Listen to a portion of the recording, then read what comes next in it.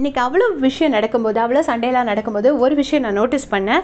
கமருதீன் வந்து கோவமாக அந்த இடத்த விட்டு எந்திரிச்சு போயிருப்பார். நேற்றுக்கே பார்த்தீங்கன்னா கெஸ்ட்டு சொல்லியிருப்பாங்க, கமருதீன் வந்து வெளியே பெருசாக தெரியவே இல்லை, ஏதாச்சும் பண்ணணும் அப்படின்னு சொல்லியிருப்பாங்க.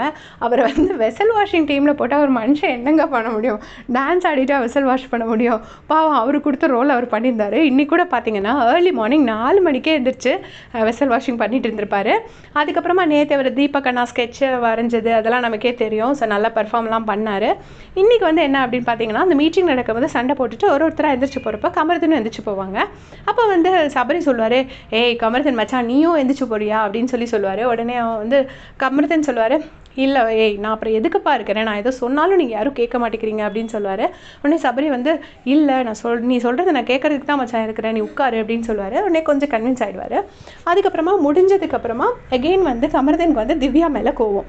என்ன கோவம் அப்படின்னா, அவங்க வந்து பெருசாக பாத்திரம் கழுவலை, நான் தான் நிறைய கால் வலியோடு நின்று பாத்திரம் எல்லாம் கழுவுனேன்டா, அப்புறம் வந்து நான் தான் எல்லா வேலையும் பண்ணேங்கிற மாதிரி சீன் போடுறாங்க அப்படின்னு சொல்லிட்டு கமருதீன் வந்து சொல்கிறாரு.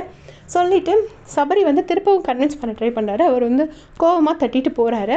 உடனே சபரி வந்து ஒரு நிமிஷம் கமருதீனை பிடிச்சி எடுத்து ஒரு கொஞ்ச நேரம் அப்படி ஹக் பண்ணுறாரு. ஹக் பண்ணோடனே இவரும் வந்துட்டு அப்படி சிரிச்சிட்டு சரி மச்சான் விடு மச்சான் அப்படின்ட்டாரு. ஸோ இதுதான் வந்து ஃப்ரெண்ட்ஷிப்பை. இப்படி தான் பசங்க இருந்தால் நல்லாயிருக்கும். ஏன்னா வந்து எவ்வளோதான் கோவம் இருந்தாலும் கூட, அவருக்கு நிறைய மன வருத்தங்கள் இருந்தாலும் கூட, அந்த ஒரு நிமிஷம் கமருதீன் வந்து சபரி ஹக் பண்ணி சரி லவ் யூ மச்சான் அப்படின்னு சொன்னோடனே இவரும் வந்துட்டு ஈஸியாக பெருந்தன்மையாக விட்டுக்கிட்டாரு. இந்த பெருந்தன்மையை நிறைய பேர் நோட்டீஸ் பண்ணுறதில்ல.